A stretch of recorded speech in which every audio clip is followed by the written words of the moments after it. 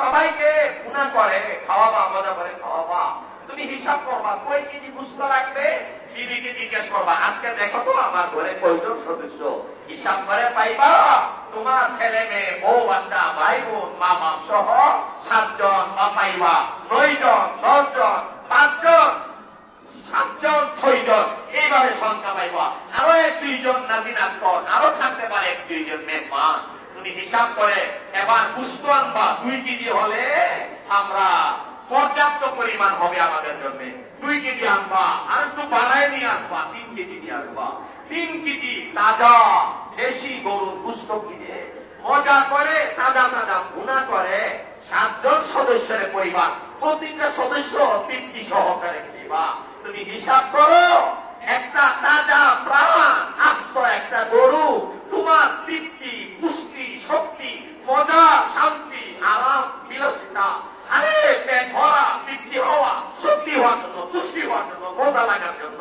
আনন্দ পাওয়ার জন্য সবাইকে মিলে গোশত খাবো, ছেলে মেয়ে খুশি আজকে মা গোশত পাঠাচ্ছে,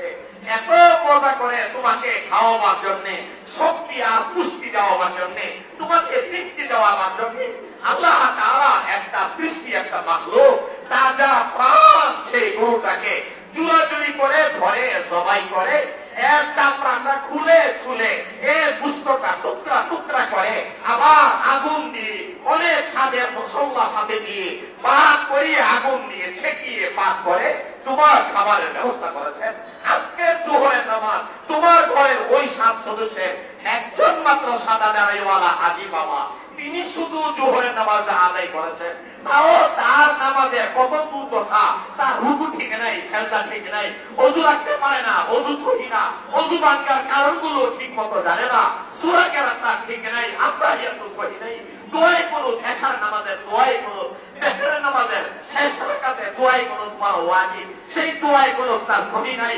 একজন যিনি নামাজ পড়েন তার নামাজের এই দুর্দশা দৈন্য দশা, বাকি তোমার ঘরের এই মুরব্বীর অধীনস্থ আরো আছে 7 জন 6 জন 5 জন, একজন আজকে এশারের নামাজ পড়ে না, পড়েই জোহরের নামাজ পড়ে নাই, আসরের নামাজ পড়ে নাই, মাগরিবের নামাজ পড়ে নাই। রাসূল বলেন মান তারাকা সালাতা মুতাআম্মিদা, ইচ্ছা করে যদি নামাজ ছেড়ে দাও ফাকাদ বাইয়া মিনহুল বিমা উম্মাহ, এত বড় কাজ তুমি করতে পারো না, তুমি মুসলমান নামাজ ছাড়তে পারো না, নামাজ যদি ছাড়ো মুসলমান থাকতে পারো না, এত বড় অপরাধ এত বড় পাপ এত বড় জঘন্য পাপ তুমি করতে পারো না, যে পাপ করলে আল্লাহর জিম্মাদারি তোমার ব্যাপারে থাকে না। ও ভাই, আপনার ঘরের শুধু মুরব্বী বাবা আজকে এখানে নামাজ পড়েছে,